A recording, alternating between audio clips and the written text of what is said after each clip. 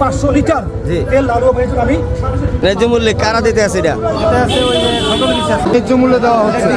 এটা কোন অতি কষ্টের পরে লালুয়াবাসীর জন্য আপনি শুনলাম অনেকগুলো তেল থানা থেকে পারমিশন নিয়ে ড্রাইভারদেরকে আপনি ন্যায্য মূল্যে তেল দিলেন, এরকম কিভাবে কি করলেন আর কি? আমি কালকে লালুয়া গেছি বিকালে। আচ্ছা, তারপরে যারা হুন্ডা চালায়, জি, হুন্ডা চালিয়ে যারা জীবিকা নির্ভর করে, আচ্ছা, তারা আমার কাছে অনেকে কান্না করছে, ভাই আমাদের তেল নাই, আচ্ছা, আমাদের সংসার চলে না। আচ্ছা, আমি সঙ্গে সঙ্গে কোনাপাড়া আসছে, আমার বন্ধু আছে জসিম সাহেব, জি, মালিক ট্যাঙ্কের, আচ্ছা, বলছি তেল লাগবে, সে বলছে যে তেল আপনাকে যদি প্রশাসন দেয় আমি দিতে পারবো। বাধ্য। আমি থানায় গেছি, থানায় গিয়ে আলাপ করছি এবং এই যে তেলের যে দায়িত্বে আছে পাম্পগুলো, হেডকোয়ার্টার অফিসার সাহেব, আসার সাহেব, তাকে কথা বলছি, জি, সে বলছে তুমি লালুয়া থেকে ড্রাইভার নিয়ে আসছা, হ্যাঁ, ন্যায্য দামে তেল তুমি নিয়ে যাবা। আচ্ছা, এবং রাত্রে আমি থানা থেকে 12টার সময় বেরোচ্ছি, ওসি সাহেব আমাকে অনেক সাহায্য করছে, ওসি সাহেব, আচ্ছা, এবং আসার সাহেব সাহায্য করছে এবং কলাপাড়ার সাংবাদিক সাহেবরা, জি, কলাপাড়ার সাংবাদিক ক্লাবের যে সভাপতি সহ সবাই আমাকে হেল্প করছে।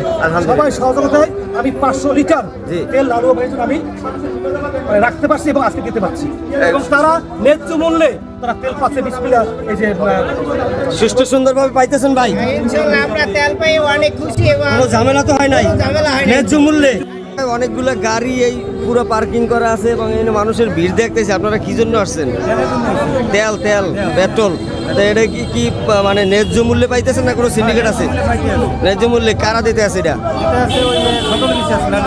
সদর বিশ্বাসের মাধ্যমে ওই বিসমিল্লাহ ফিলিং স্টেশন থেকে। যাই হোক, এখন এই ভিড় জমাইয়া লোকজন কি করতেছে ভাই? মানে টোকেন, তোমার এই টোকেন নিয়ে যখন পাম্পে যাবা তোমার একটা কয় টাকার দেয়? মাশাআল্লাহ, 200 টাকার বেশি দেয় না, আজকে তো বেশি দিতেছে। দেখ, সবকিছু মিলে স্বস্তি ফিরে আইছে। দর্শক, গত কয়েকদিন যাবত তেলের পাম্পে গেলে তাদের আচরণ দেখে মনে হতো তারা এরকম করতেছে কেন, কিন্তু আজকে তাদের কষ্টটা কিছুটা আমি বুঝতে পারলাম।